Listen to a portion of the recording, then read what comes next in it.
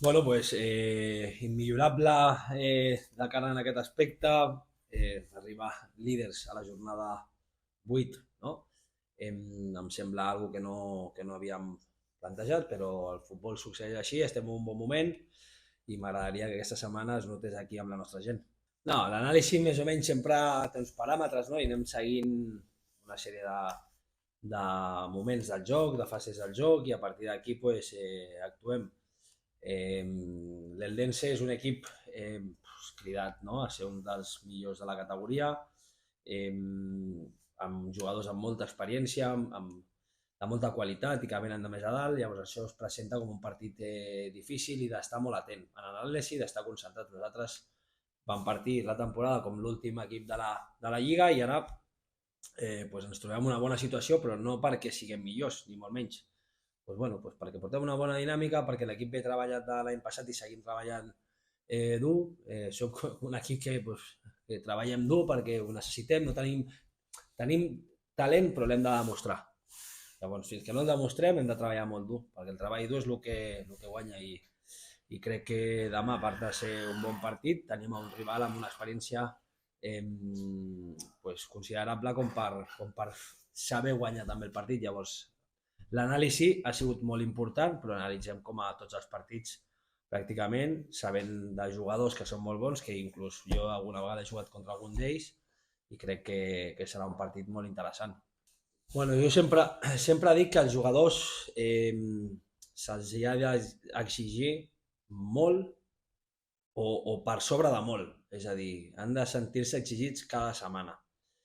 Jo veig alternar els jugadors, sé quin jugador et donarà molt una setmana i la setmana següent ja no et donarà tant. Per què? Perquè viuen, estan pensant en el que han fet, no tenen la necessitat de fer més. En Nane és un jugador que és molt important per nosaltres, però viu sota aquesta exigència meva. És a dir, l'altre dia, per exemple, abans de partit, amb ell personalment li vaig comentar, li vaig dir, Nane, no me vale con ser uno más hoy, no vale con defender y defender bien. És que si no defenses bé, posaré un altre. Però hi ha algun partit que no ha estat bé i li he donat la confiança, però la setmana passada, dintre d'aquesta conversació, li vaig dir, has de ser el millor en cada jugada, en cada moment, has de marcar la diferència, no me vale con esto. I això sembla que, ara sembla, no, però el típic, no, el que li has de dir a cada jugador, ja, però li dius en el minut correcte, en el segon, en el moment abans del partit, que ell agafi, que digui, ostres, el míster em necessita.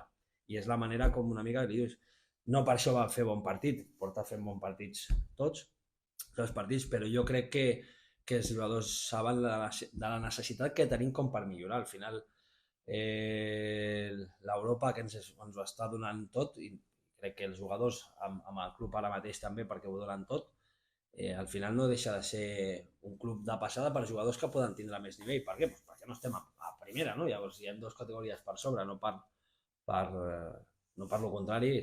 Per sort estem en un club amb molta història i això també ens dona molt a nosaltres. M'agradaria dir-li a la gent que porti a les famílies perquè veuran un gran partit. Nosaltres necessitem